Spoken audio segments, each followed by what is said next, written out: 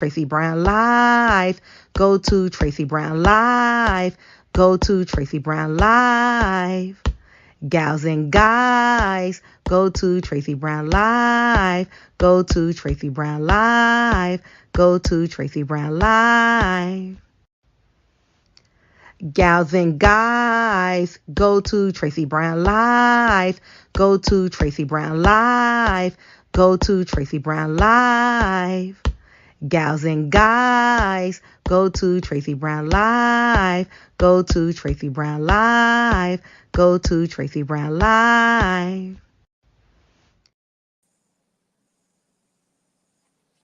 Good morning, everyone. How are you today? Let me get my earpiece on.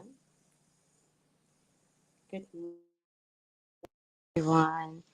How are you today? Welcome. Hi, Nikki. Good morning, Nikki. Let me see. I spelled that wrong. CKKI. There you go. Thank you. Good morning, Nikki. How are you today? Oh my God. Actually, you know what? What should I do? I still got my laundry to do, but I don't want to sit here for 2 hours.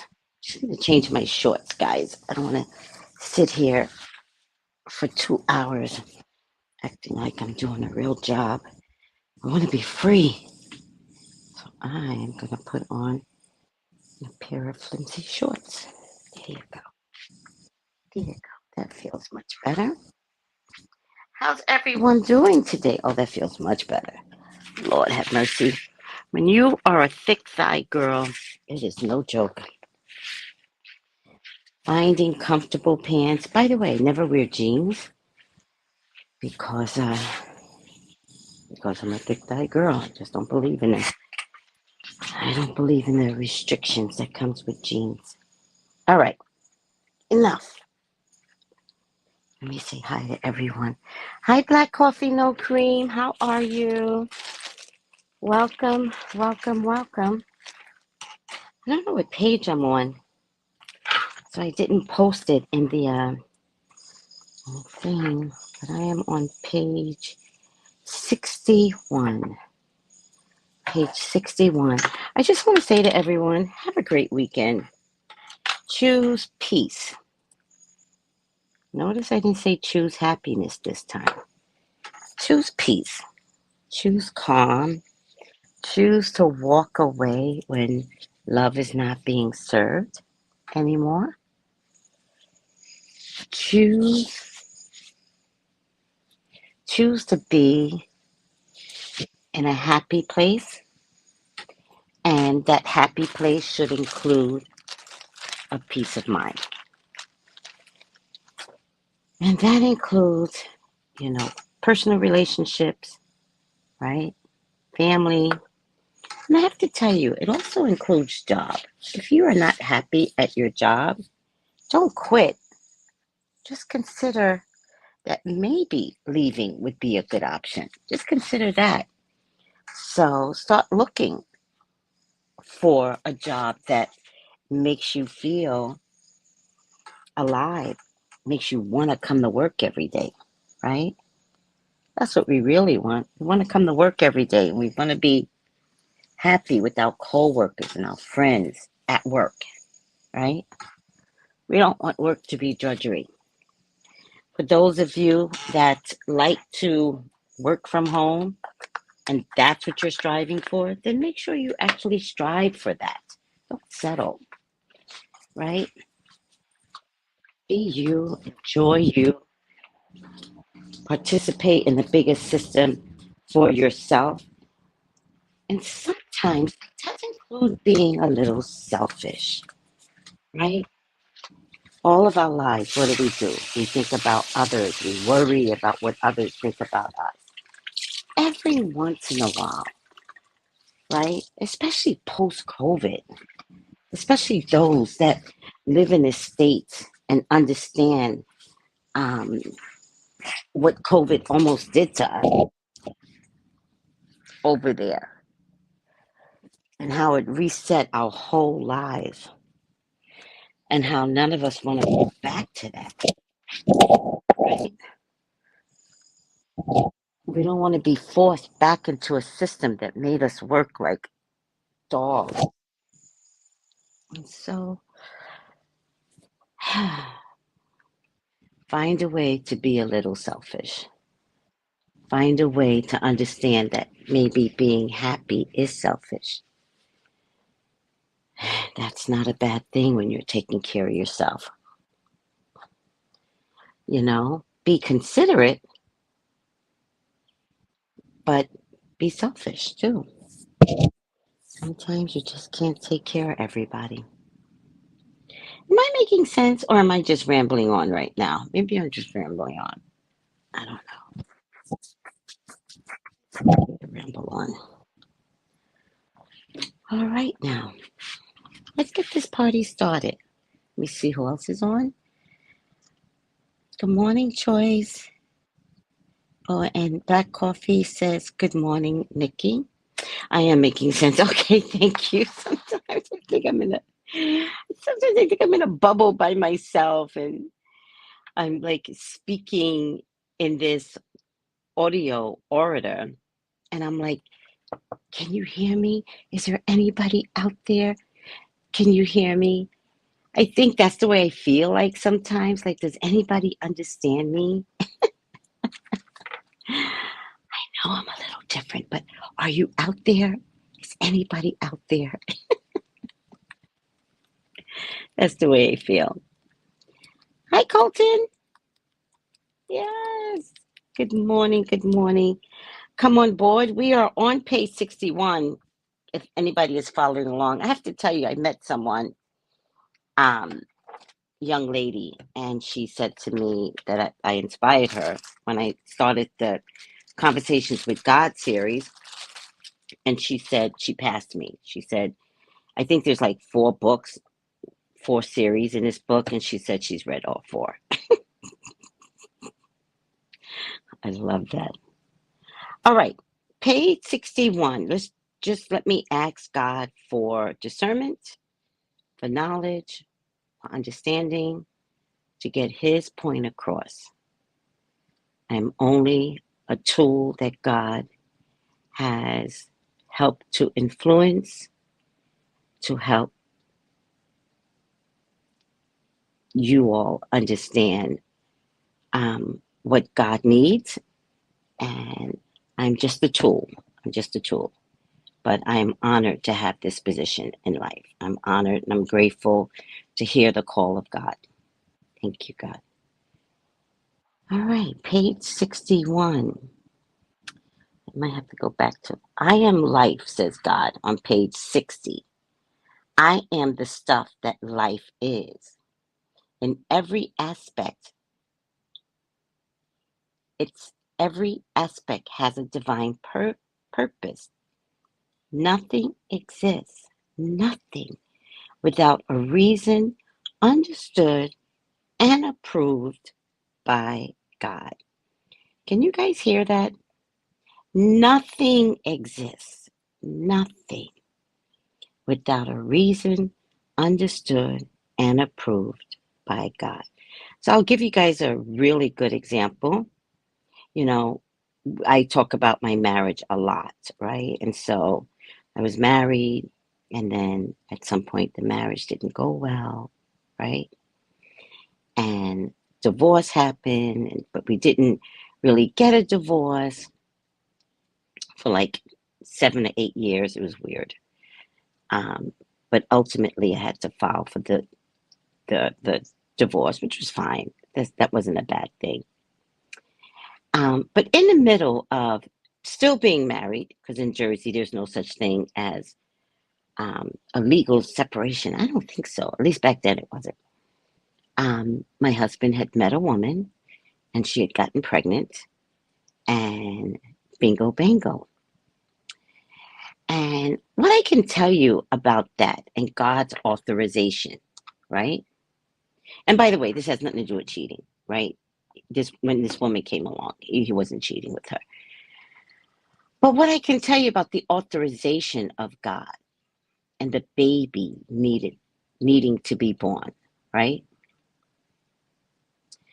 The baby's birth, designed by God, was mandated. And it could only be mandated if we weren't together, right? Because the two wouldn't have met under the same circumstances if we had been married. He had to have been separated, um, and relocated back to New York for a little bit because we were from Jersey. And this is where he met his second wife, by the way, who he's been with for over 20 years.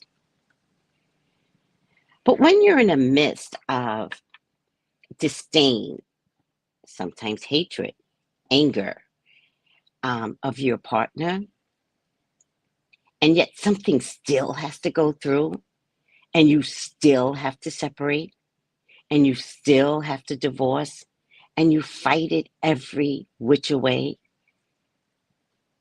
there's a purpose bigger than, your moment in time, right? Like my mom used to say, the world is not wrapped around you.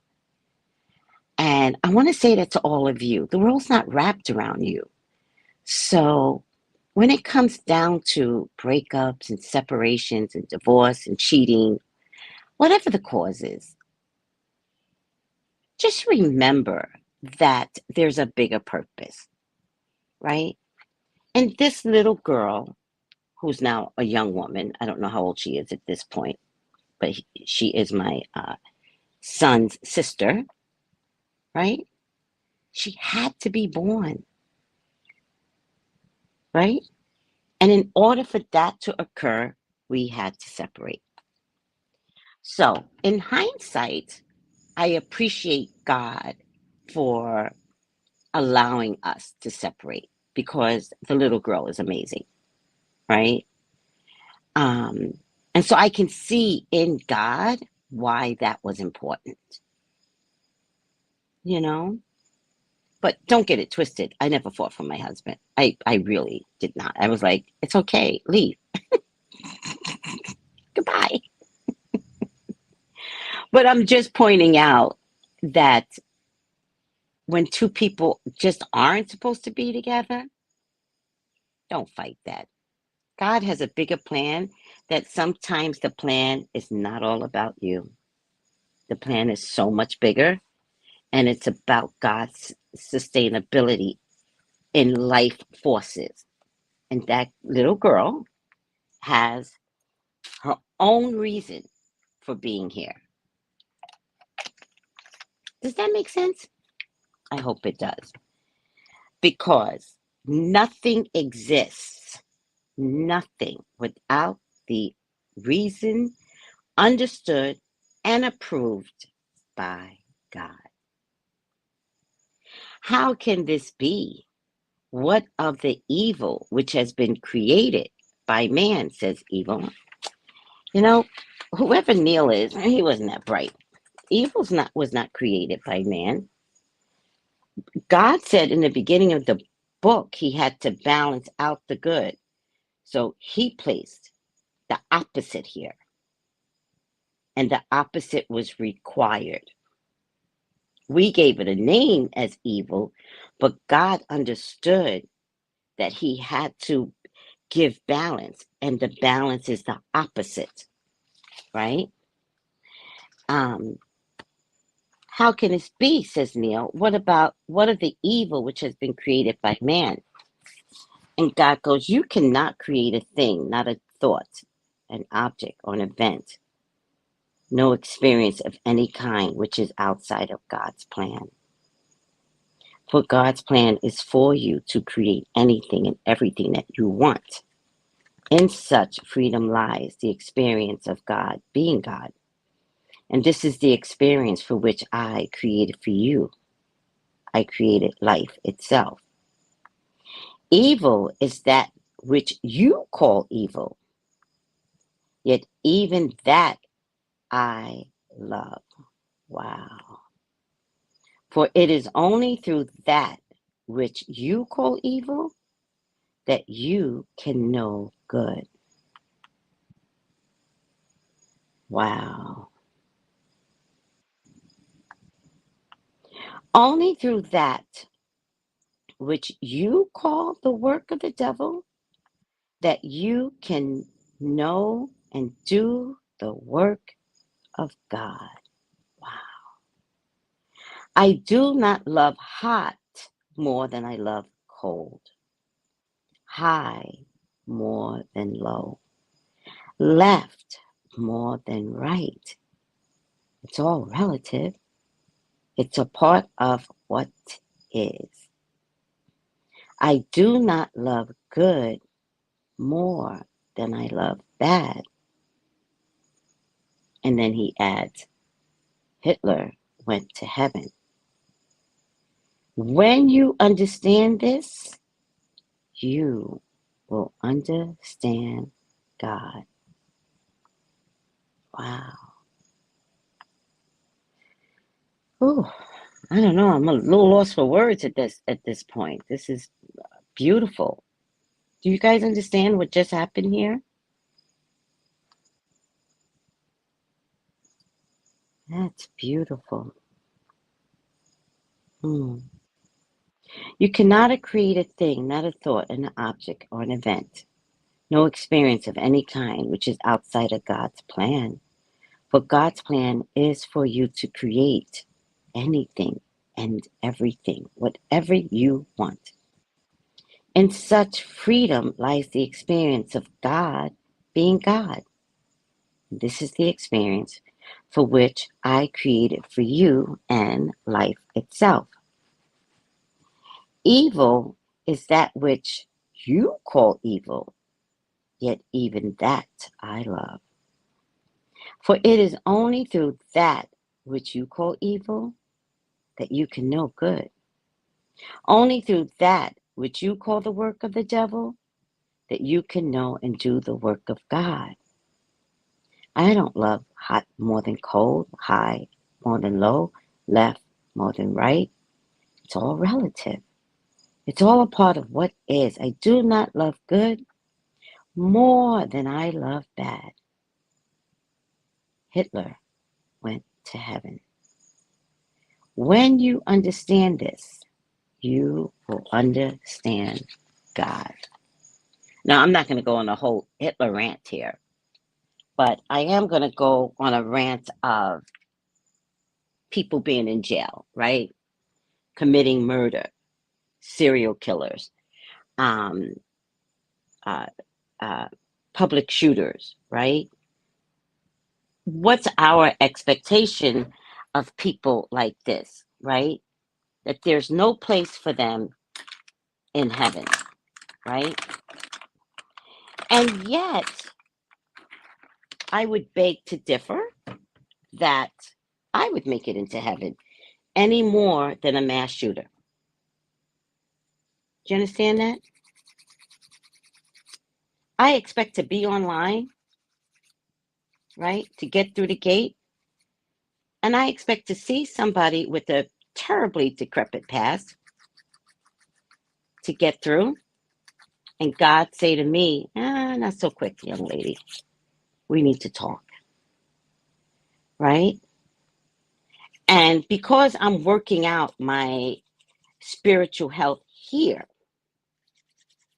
I expect that if I get to that place at the pearly gates and God goes, step aside, get off the line, I'm going to already know that there is something in my life that I may have done wrong and I didn't make atonement for it.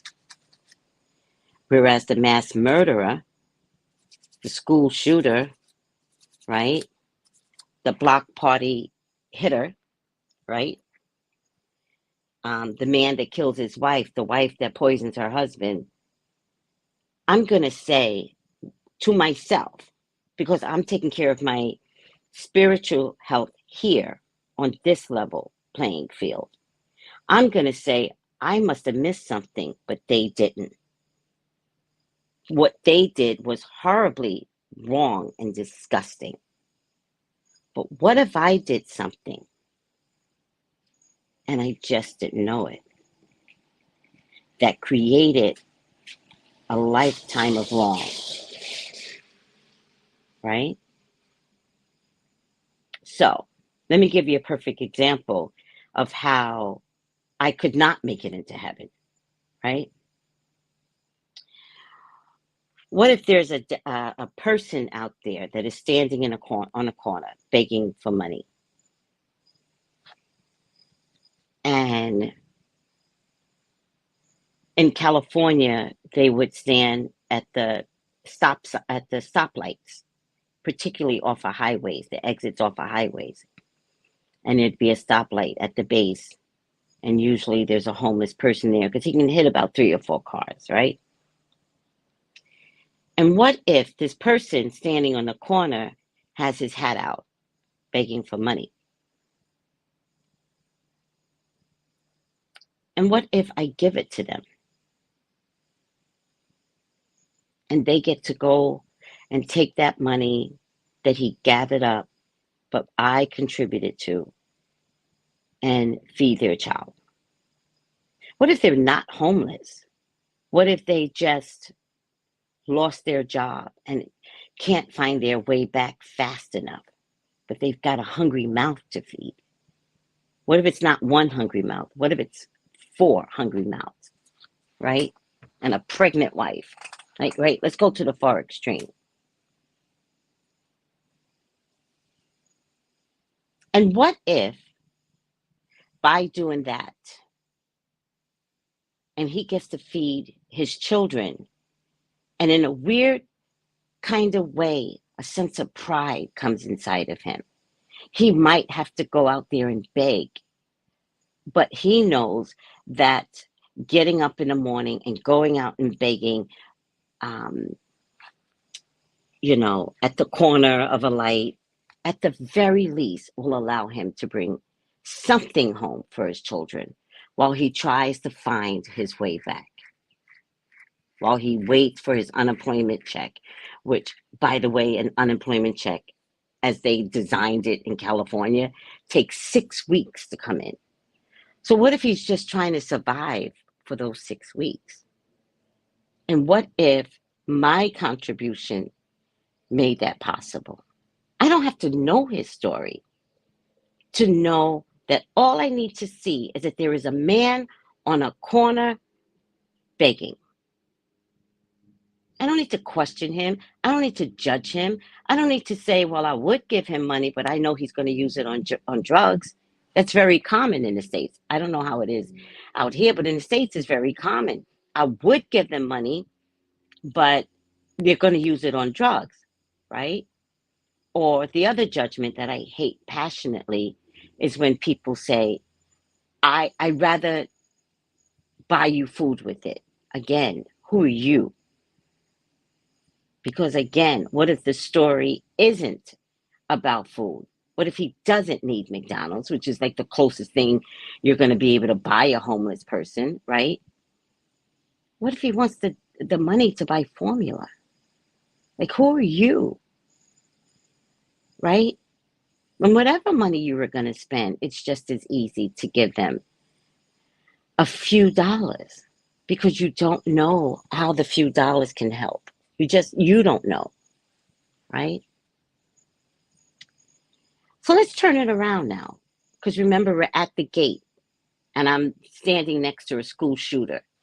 And he gets to go into the pearly gate. And I'm standing there thinking, oh, well, shoot. If he gets to go into the pearly gates, I'm a cinch that I'm getting in. And then God says to me, step aside. I need to talk to you.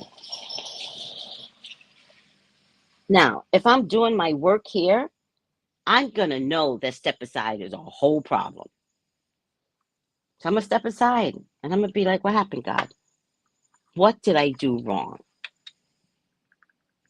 I'm going to listen. I have no choice, right?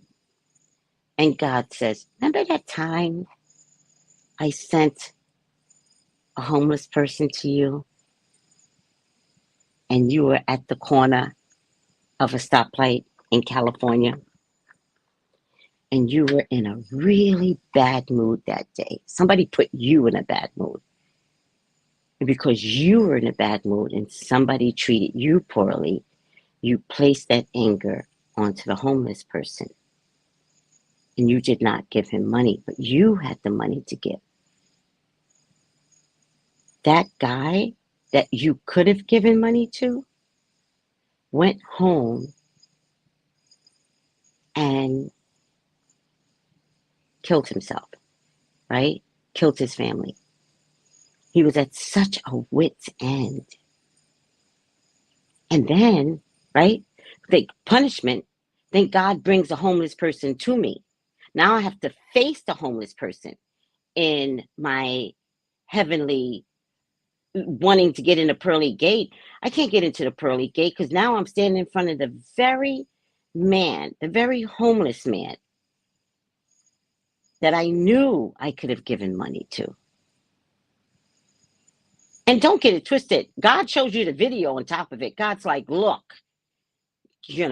don't call me a liar. I got video, right? God's like, y'all think y'all created the video? I created the video. So look, right? And then he brings the homeless man to me. And the homeless man walks up looking like Jesus, all, like, beaming with this glorious light. But remember what I said. I said, this man killed himself, killed his whole family, but he's coming to me all beautiful and light and glowing because he was forgiven, because he just couldn't take another day of looking at his children and expecting them to survive when he could not provide. Wow. So imagine that. Imagine that the school shooter gets in. Imagine that someone committed a crime and is in jail right now and has found the atonement of the crime and has worked on it. Doesn't matter if he's in prison for 12 years. What you do here and how you do it and how you make up for your sins, that's your job here. Not later. There is no later. There's today. And today could mean 12 years in prison. And although you and I might see it a certain way, imagine a prisoner that's been praying to God for forgiveness for 12 years. He gets through the pearly gates. I don't. I have to sit now in what I contributed to or created.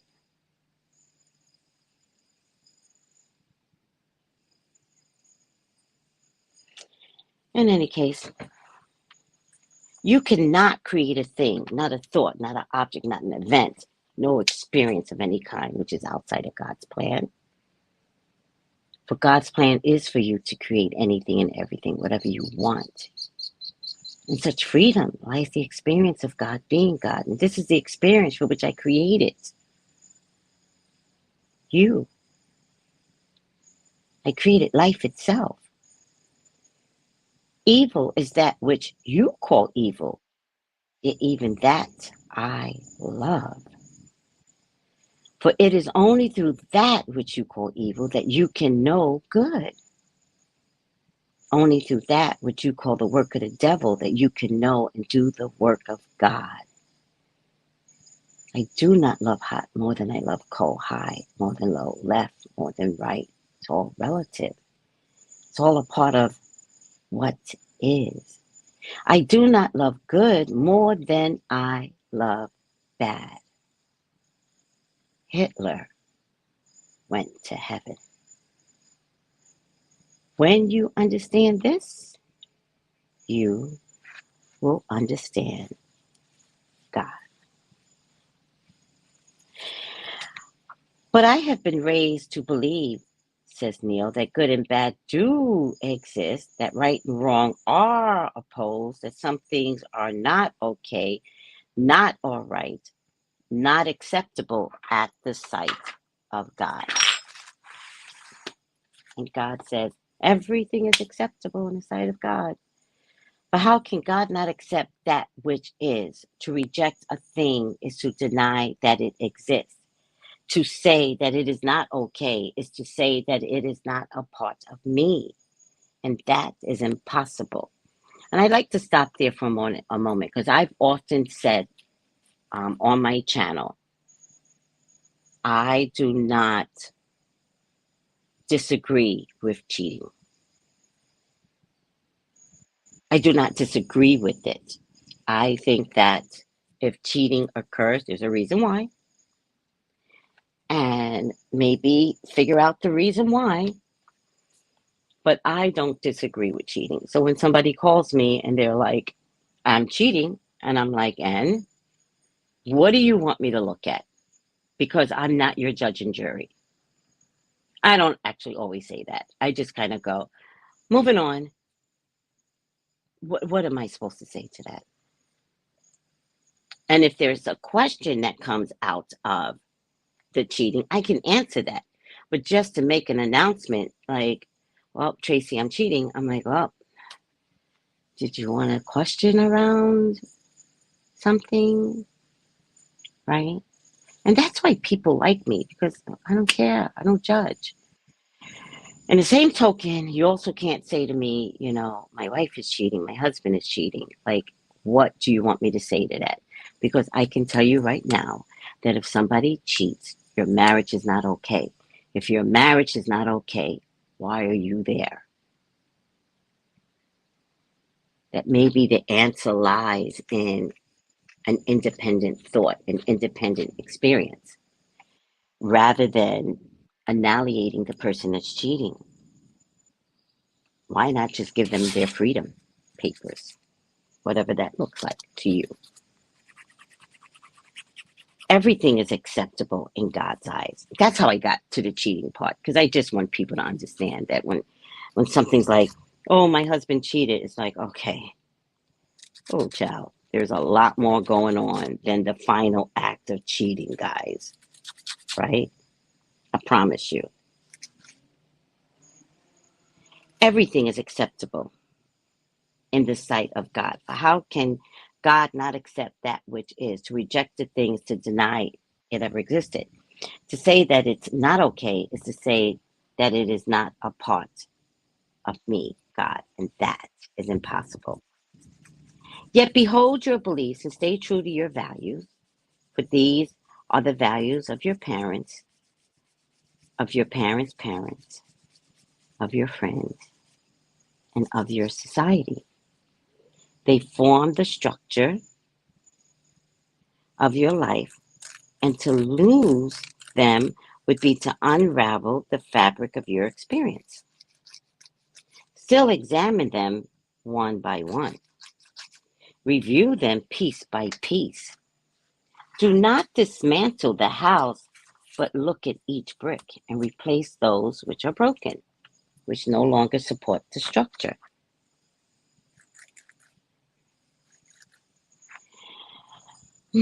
Your ideas about right and wrong are just that, ideas. They are thoughts which form the shape and create the substance of who you are. There would be only one reason to change any of these, not one purpose in making an alteration. If you are not happy with who you are, your ideas about right and wrong are just that, ideas. They are the thoughts which form the shape and create the substance of who you are. There would be only one reason to change any of these, only one purpose in making an alteration. And that is if you are not happy with who you are. Only you can know if you are happy. Only you can save of your life. This is my creation, son, my son, in which I am pleased. If your values serve you, hold to them, argue for them, fight to defend them.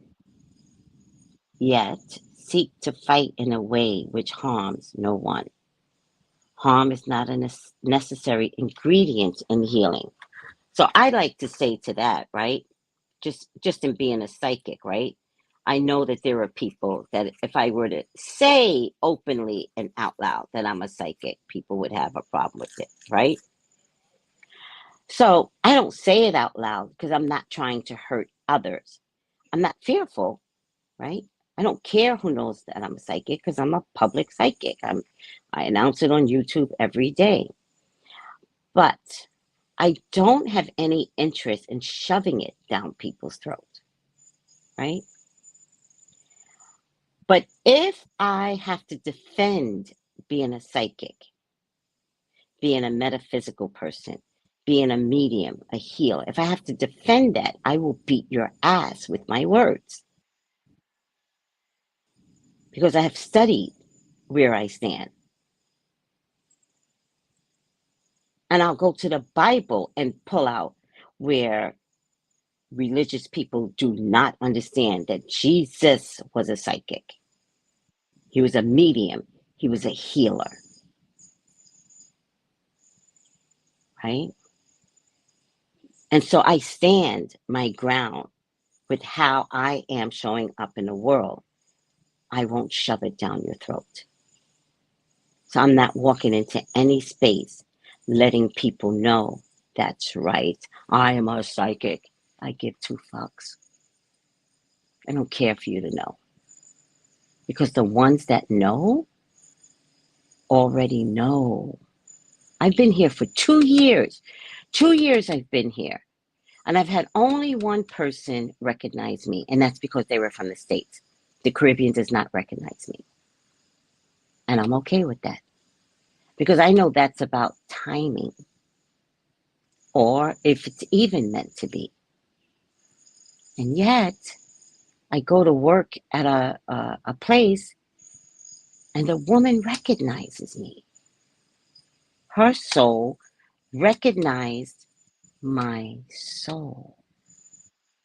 And I thought, wow, here I am trying not to influence my way of being with anyone here. I'm patient. And maybe here doesn't need me from that place of being a psychic, a medium, a healer. Maybe they don't need me here. Trust and believe they do. But I'm not stepping into any space that they are not ready for. That's what I'm saying. And yet I go to this, hidden away place. And I ask this woman for a job. And her soul recognizes me. And I was like, that is God. That's God. Wow.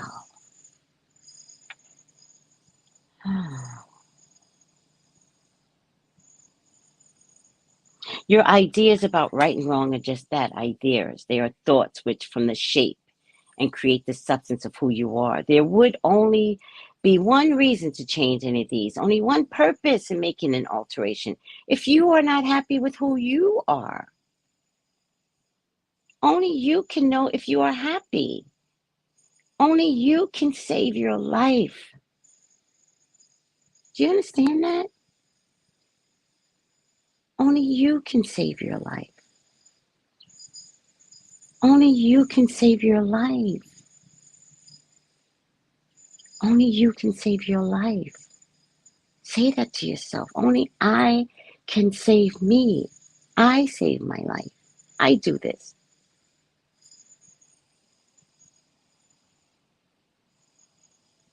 Only you can know if you are happy. Only you can save your life. This is my creation, Son, in which I am well pleased. If your values serve you, hold on to them. Argue for them. Fight to defend them. Yet seek a way to fight in a way which harms no one. Harm is not a necessity ingredient in healing. That's beautiful. And then Neil says, you say, hold on to your values. At the same time, you say our values are all wrong. Help me with this. Neil's kind of bothering me here. Like, it's like he understands and he doesn't understand. Like, I know you wrote the book, Neil, but it's a little annoying. But I'm not going to judge you, Neil. Maybe you're writing because there's somebody that doesn't get it, right? So, moving on, Tracy. All right, moving on. You say, hold on to your values. At the same time, you say our values are all wrong. Help me with this. I have not said your values are wrong. See, that's why I was getting bothered with Neil. The crazy cousin, I had never said that. I have not said your values are wrong, but neither are they right. They are simply judgments, assessments, decisions. For the most part, they are decisions made not by you, but by somebody else, your parents, perhaps, your religion, your teacher, your historians, your politicians. Very few of value judgments you have are incorporated into truth or judgments you yourself have made based on your own experience. Very few of the value judgments you have incorporated into your truth are judgments you have incorporated based on your own experience. Yet, experience is what you came here for. Did you guys know that? We all came here to have an experience, whatever that looks like in your level of wanting to have an experience. Can you guys start? Can you guys start saying that every day? I'm here for my experience. I woke up today for my latest experience or lesson, whatever that looks like to you. Can you guys remind yourself that that's why you're here for an experience? Maybe life won't look so bad if you say that I'm waking up today for my experience, God. Maybe it'll help.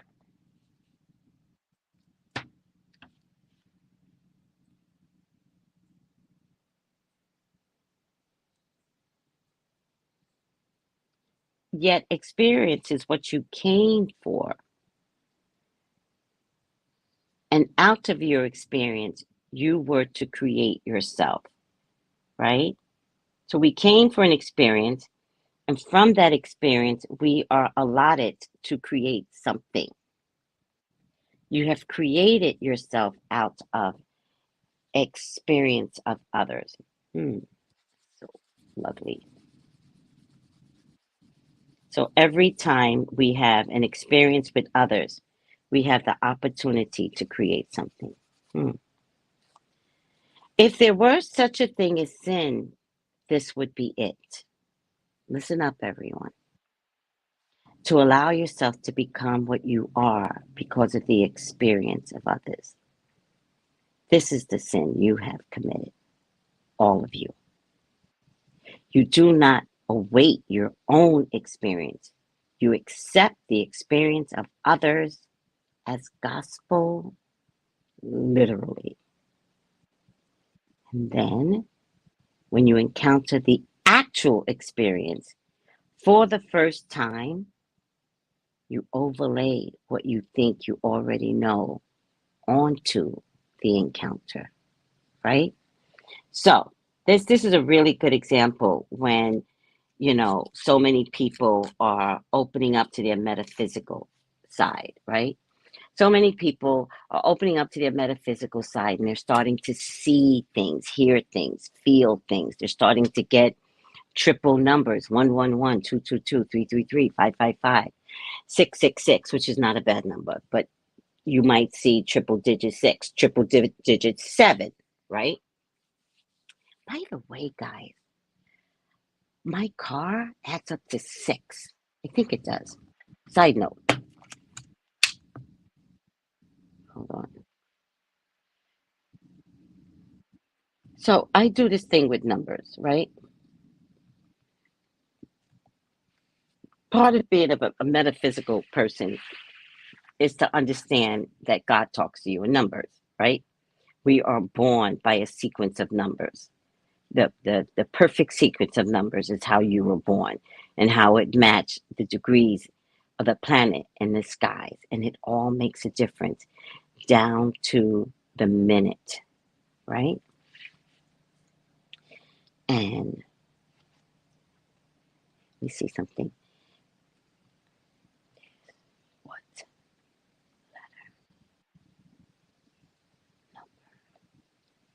I meant to look this up.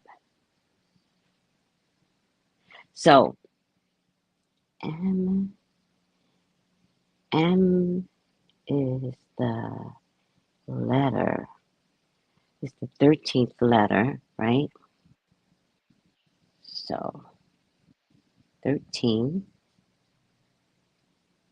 plus plus.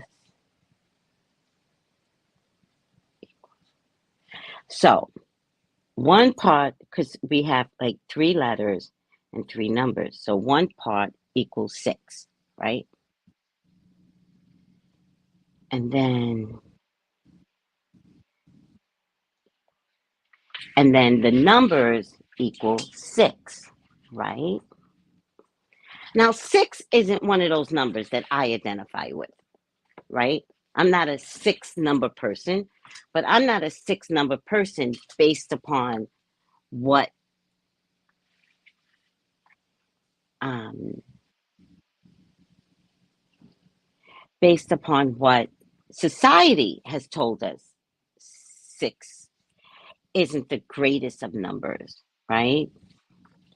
Um, but 6 is meaningful, right? And then God gave me double 6, which I think is really weird, right? So what's God trying to tell me? So I'm going to look up the number 6 in my book, Tarot Plain and Simple. And it says 6 is the number of harmony restored after destruction.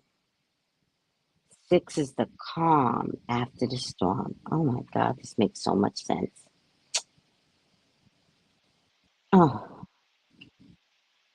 I'm sorry, guys. This is shocking to me. It is the number of peace and calm and contentment. It's self-acceptance, cooperation, satisfaction. I'm sorry. I'm just jumping over my words because I feel like I needed this number in my life. Satisfaction, harmony of opposites, regularity, equilibrium. By the way, equilibrium was one of the first big words I've ever learned, and it's always been my favorite word. 6 relates to home, family, duty, close relationships, friendships, love, patience, justice, reconciliation. Wow. Marriage, domestic responsibilities, family obligations, assistance, caring. Oh, caring for and attending to the needs of others and responsibility. In astrology, the 6th harmonic deals with the expression of joy, affection, vitality. The 6th corresponds to the lovers and the devil. Oh, there you go, the opposites. Astrologically, the number 6 is frequently associated with Venus. Oh my God. You know, first of all, a side note, um, God talks to me in terms of numbers, right? So I never get a set of numbers that I don't relate to, right? I didn't have a choice, of course, in picking my license plates. But I did say to God, I did say out loud, I feel like the number 8 is going to be there. And I know the number 8, right? I'm born on August 8th. My year is 1962. So I am a 888, right? So I said to God, I said, I feel like 8 is going to be there, right? Just talking out loud to God, to myself. If it wasn't there, it wouldn't have been the end of the world. Sure enough, I get the license plates, and 8, of course, is in there, but I don't even notice that the 8 is in there. I'm pissed because I don't recognize 582. That is not rhythmic to me, 582. What the hell? What the hell? Right? And so I've been a little perturbed about my license plate number. Oh my God, you make me wait 2 years to get a car, and the numbers have no meaning to me. You and me, we do numbers. What is this? And then the numbers add up to six, and I'm like, and of course it has to be the letter six, right? Because I put something inside of the meaning of these numbers that I've been taught and learned throughout my religious experience. And I was like, okay, God, save me. Maybe the letters and their placement add up to something I can relate to. And it doesn't. It adds up to six, right? Now, I say that because your idea, let me see, only you can know if you're happy. Okay, I have not said your values are wrong, neither are they right. They're simply judgments, assessments, decisions. For the most part, they are decisions made by you. They are decisions made not by you, but by somebody else. Your parents, perhaps, your religion, your teacher, historian, politician, right? Very few of your values, very few of your value judgments have you incorporated into your truth or judgments of you, yourself, have made based on your experience. Okay, I'm really screwing this up. Yet experience is what you came here for. And out of your experience, you were out of your experience, were you to create yourself. You have created yourself out of the experience of others, right? So when I realized that the numbers were made of the number six, it is out. You have created yourself out of the experience of others. It is the others that place the number six inside of me as something bad. Like, remember the omen 666. So I've never been happy with the number six, which is stupid, right? But I also have never had enough association with the number six to have a better appreciation of that number. Again, it's stupid, right? I'm saying that this is me. And moving forward, I realize that God now wants me to have a better relationship with the number six. So how does he do it? He gives me the first three part of my letters, six adding up to six, the numbers adding up to six, and then he left it like that, right? Hopefully trusting that I would figure it out. When I go to the book and look up the number six, it pertains to a part in my life that needs restoration, right? And I get it. I get it now. Like, it's a sign from God that restoration is getting returned, right? So six is the number of harmony restored after the disruption of the number five, right? Six is the calm after the storm. Because number five is about change, right? If you have an association with the number five, then what has been consistent might get disrupted. Not that you can't handle the disruption, right? So it's kind of like when people are becoming more metaphysical, right? And you have this consistent lifestyle and you've been fine all your life and you start to open up metaphysically, right? And you start to wear crystals and you're just figuring out that there's something different and you want to, invest in what that looks like. And as you invest in what that looks like, ironically, your body begins to change. All of a sudden, you can't eat greasy foods and hot foods and everything that you've ever been brought up on, your body repels. because you are changing. The number 5 is present in your life. And those of you that don't know it, it takes you a long time to figure it out. But once your body begins to change, because your mind started to invest in something different, your body doesn't forget. You might still want to eat horrible, greasy foods. Your body will make sure that you are uncomfortable, because what your body is saying to you is, you've changed. You can't go back again. And slowly but surely, people come to that realization, like, oh my God, I can't eat Taco Bell anymore. I used to love Taco Bell. Now, if I eat it, I throw up or I can't sleep at night. Me personally, I cannot have any hot sauce. Done. Over. My family, you know, Black folks, we love ourselves some hot sauce. I can't have it anymore. Because my body is saying to me, we're different now, right? You're in your 5, you're in your change, and you cannot go back. You have to accept this new part of change. Is that a bad thing? No, because your body is in a mode of loving differently, loving the way you thought was normal and okay and fine. And it was for a long time. It's just that it isn't now. Something changed.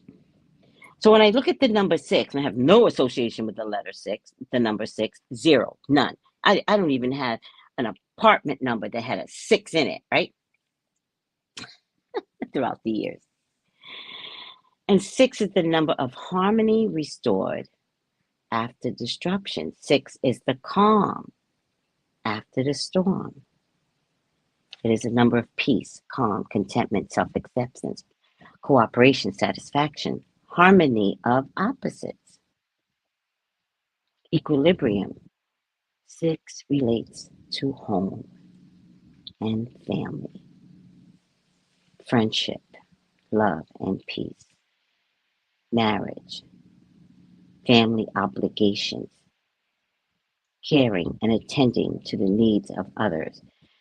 So, if 6 refers to disruption in family, which most of you know, I've had a huge disruption in my family, and I've had to sit in it, and I've had to assess it, and I really had to figure out what went wrong and my contribution in it going wrong.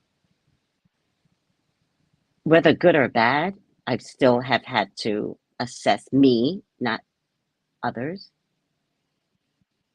And I've come to the conclusion that by staying in this space of quietude, that I forgot to pray when my family got disrupted, right? Evil did walk in, and evil sat in the heart of my son, and he made friends with it against me. And in the same token, I was like, bet, if that's what's going to happen, then evil come over here too, because I'm not going to be praying to God. God forsake me, is what I thought, right? And so I believe in my stubbornness. I believe that my stubbornness, the word stubborn is important, that that maybe, like, if I prayed what I want to like, what was I praying for? Was I praying for God to help me get to realization, or would I be praying for my son to come back and say, Mom, I was wrong, which I think is what I was standing on without saying it out loud. And so until I got the aha moment, which wasn't until I went on a trip to go see my sister. On the plane is where I got the message that I needed to have, which was never prayed. You never prayed for reconciliation. Pray without ceasing. And that was a revelation because I was too angry to pray. I was too angry um, to recognize that I wanted to be in my son's life, right? His wife's life, my grandkids' life. I wanted that, but I was too stubborn to understand that prayer takes care of that. And so the number 6 now I see is part of knowing that I think,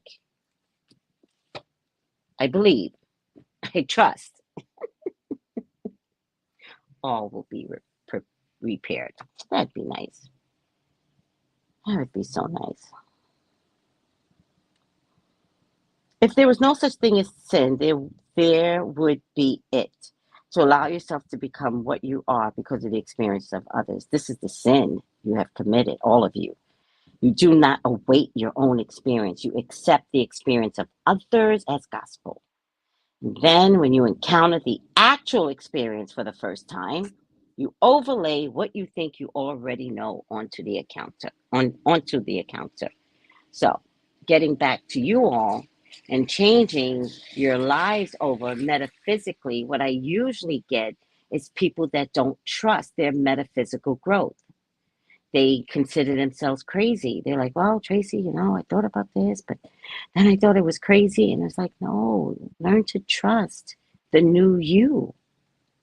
Learn to trust the oracle within you. And stop allowing the thoughts of others, the experience, the religion, stop allowing all of that to constantly keep you stuck. Let go of all of that. You've been created well based upon your parents and your religion. But now, who are you? Be you. You do not await your own experience. You accept the experience of others as gospel, literally. And then, when you encounter the actual experience for the first time, you overlay what you think already. You overlay what you think you already know onto the encounter instead of recognizing that a new metaphysical you is being birthed. So stop going in and out, back and forth into what used to be a normal world for you and what is today. Stay with what is right now, today. If you do not do this, you might have a wholly different experience, one that might render your original teacher or source as wrong. Wouldn't that be awful? It would just be awful if we found out religion was wrong. Wouldn't that just be such a shame? That everything religion has ever taught us was wrong? You all better recognize none of it is wrong. Parts of religion that you have participated in from birth, part of what your parents taught you, is all good and correct. But if something extra comes in that feels like it's against everything you've ever been taught, not in a bad way, right? I really mean in a restructuring kind of way, right? How can all of it be bad? So if you happen to be married to someone and all of a sudden you fall in love with somebody else, that is not bad, people. I'm sorry. It just isn't.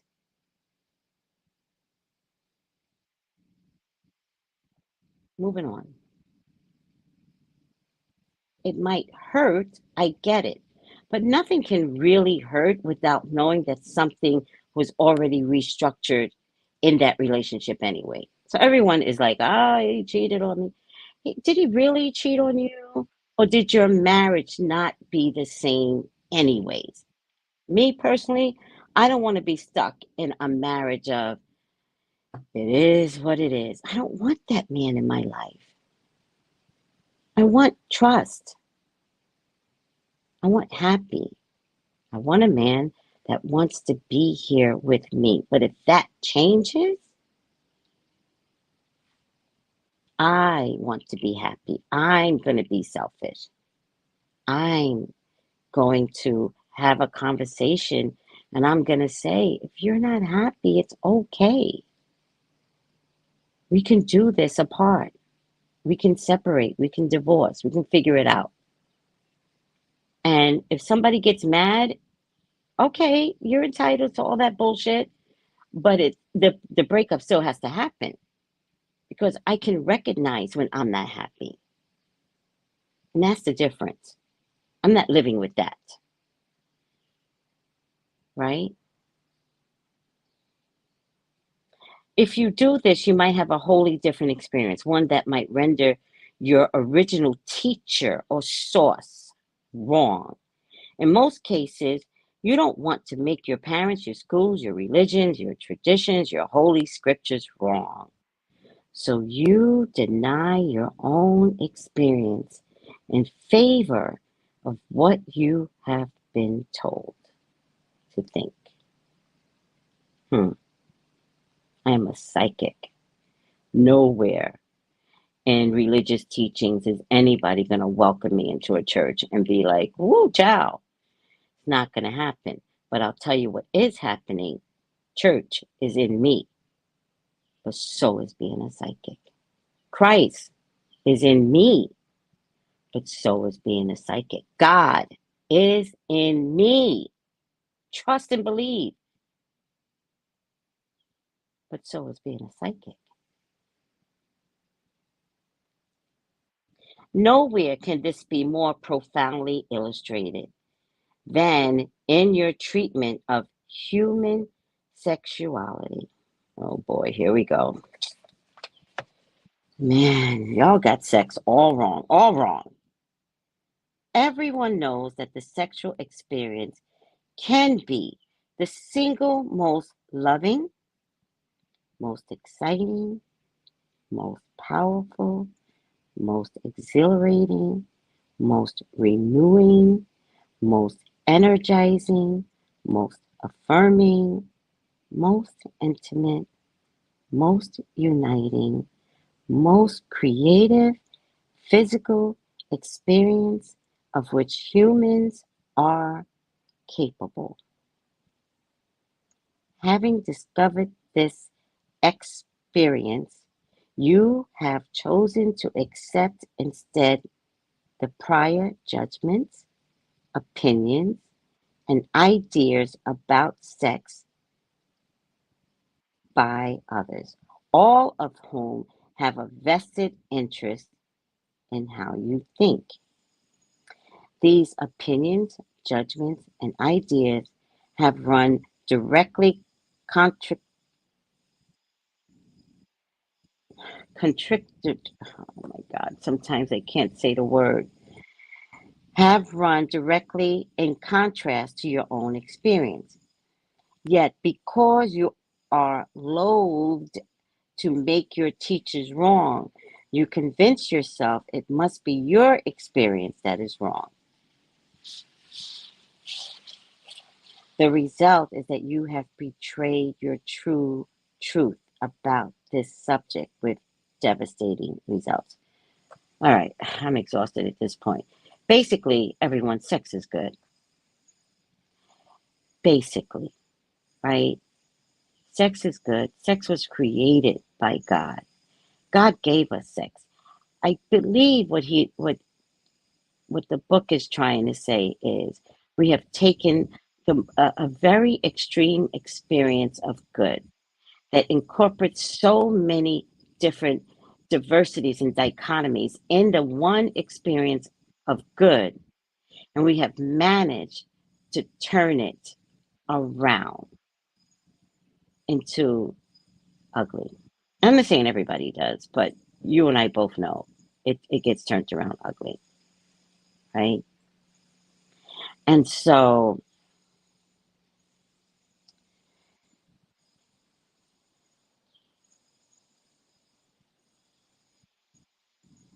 but I do like this part. I just want to go over this part again because I just love, because I've always thought sex was good, right?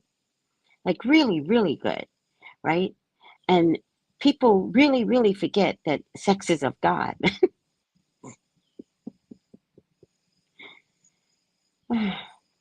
Except for some human experiences that are being tested on people right now, most of us came through the power of sex that was given to us by God.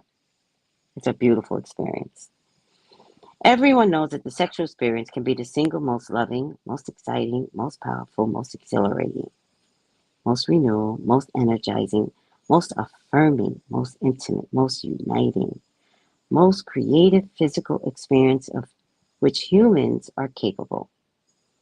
Having discovered this experience, you have chosen to accept instead the prior judgments, opinions, and ideas about sex by others, all of whom have a vested interest in how you think. These opinions, judgments, and ideas have run directly contrast to your own experience. Yet, because you are loath to make your teachers wrong, you convince yourself it must be your experience that is wrong. The result is that you have betrayed your truth about the subject with devastating results. I mean, I think I get it. It's like when you're a teenager and you have sex under the bleachers, right?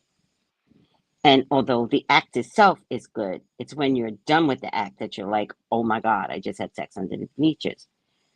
Or when you have sex too early and you get pregnant, then you gotta go home and tell your parents that you're pregnant. And then the association with youthful pregnancy is that sex was bad, right? Or when you cheat, and it's bad enough when you cheat, right? Because the experience itself is exciting, right? But then when you have to go home is when you have all these guilty thoughts, right?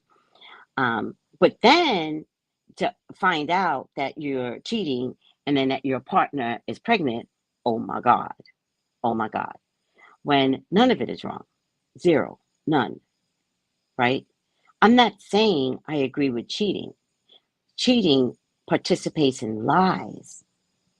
And that's what really becomes bad, not the cheating. I think that if there's a side of you or a part of you that has a hard time um, being faithful, I think it's okay to invest in what that looks like and move on. But a lot of people cheat because they're financially stuck with their partners. I mean, there's so many reasons why. So I don't know. I'm not against cheating. Let's just say that the way I started. All right, you have done the same thing with money. Every time in your life that you have had lots and lots of money, you have felt great. You feel great receiving it. You feel great spending it. This is true. There was nothing bad about it, nothing evil, nothing inheriting wrong. Yet, you have so deeply ingrained within you the teaching of others on this subject that you have rejected your experience in favor of truth. I don't understand that. Having adopted this truth as your own, you have formed thoughts around it, thoughts which are creative. You have thus created a personal reality around money which pushes it away. For why would you seek to attract that which is not good? I really don't get that. Amazingly, you have created the same contradiction around God. Everything in your heart, everything your heart experiences about God tells you that God is good. Everything your teachers teach you about God tells you that God is bad. Really? Your heart tells you God is to be loved without fear. Your teachers tell you that God is to be feared, for he is a vengeful God. You are to live in fear of God's wrath, they say. You are to tremble in his presence. Your whole life through you are to fear the judgment of the Lord. For the Lord is just, you are told. And God knows you will be in trouble when you confront the terrible just of the Lord God. You are therefore to be obedient to God's commands or else. Isn't that true with religion? Aren't we taught that Oh, child, you do something bad. What's the first thing we say out of our mouth? Karma, karma, child. Mm-mm-mm. Karma is God, isn't it? Right? But we never see karma as good. Do you know that if you do good in your life, karma recycles itself around you? Just keep circling, and all you do is get blessings and receive goodness. And sometimes we don't see it because maybe it comes in minute forms. But karma is a beautiful thing. But we only see karma as bad. Karma is associated with God, the vengeful God. So if you do wrong, like something as simple as cheating, the expectation is that someone is going to get theirs back in return for hurting you. It doesn't work that way. None of it works that way. That's why a lot of cheaters go on and enjoy their lives, especially those that understood, yes, I did wrong, but I cheated. I'm sorry. Forgive me if you can, but I'm going to move on. And we don't know if they have learned lessons through this. And maybe the lesson is I taught myself to be happy. And if I hurt you, when I hurt you, I am sorry. But I realized in the experience of cheating that I can be happy. I don't know if I'm making sense to anybody today. Am I? I'm usually not in a state of asking that question. Usually I know and I feel it. And it's not that I don't feel it. I'm wondering if I'm penetrating my words. Are they getting through? Are they today? But I'll trust God that they are getting through. Everything your heart experiences about God tells you that God is good. Everything your teachers tell you about God tells you God is bad. Your heart tells you God is to be loved without fear. Your teachers tell you God is to be feared. He is a vengeful God. You ought to live in fear of God's wrath, they say. You ought to tremble in his presence. Your whole life through you are to fear the judgment of the Lord, for the Lord is just, you are told. And God knows you will be in trouble when you confront the terrible justice of the Lord. You are therefore to be obedient to God's command or else. Above all, you are not to ask such logical questions as, if God wanted strict obedience to his laws, why did he create the possibility of those laws to be violated? That's a good question. Your teachers tell you because God wanted you to have free choice. Yet, what kind of choice is free when to choose one thing over the other brings condemnation? How is free will free when it is not your will, but someone else's which must be done? Those who teach you this would make a hypocrite of God. Kind of brings me back to abortion, right? Abortion should be available. I stand on that. Period. I stand on that. If it's not available, then the newest laws are saying to us, you do not have free will. Therefore, you are not being obedient to God's command. How is free will free when it is not your will, but someone else's, which must be done? Those who teach you this make a hypocrite of God. All right. I think my antennas are down, everyone. And I think I'm getting tired. I'm going to stop. And I hope I made an impact. I pray. That's the one thing I pray for every day. My mama told me I only needed to get to one person. So I hope one person heard me out there. I hope I got through to at least one. But if I know God, 10 of you heard me. And that's all I could ask for. All right, guys, I love you. I want to thank you for putting up with me. I appreciate your presence in my life. I appreciate you tuning in. Some of you tune in religiously every Saturday. I honor that. I honor. Trust that the words that are coming out of my mouth are not designed by me. I pray to speak well and to be heard. I pray that I am not inside my ego, which I am all the time. Thank you, LT. I'm in my ego at all times. But I've also learned that my ego does not serve a purpose if I am not serving the world. So I'm allowed to have my ego, people.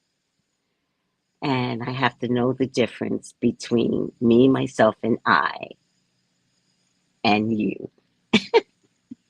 Oh, I love you guys. Thank you, LT. I really needed that. Have a great Saturday.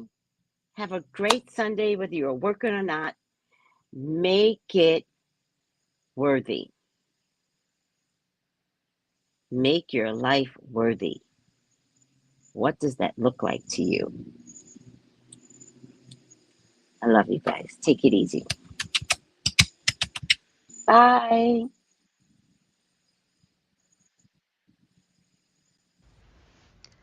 Gals and guys, go to Tracy Brown Live. Go to Tracy Brown Live. Go to Tracy Brown Live. Gals and guys, go to Tracy Brown Live. Go to Tracy Brown Live. Go to Tracy Brown Live. Gals and guys, go to Tracy Brown Live. Go to Tracy Brown Live. Go to Tracy Brown Live. Gals and guys, go to Tracy Brown Live. Go to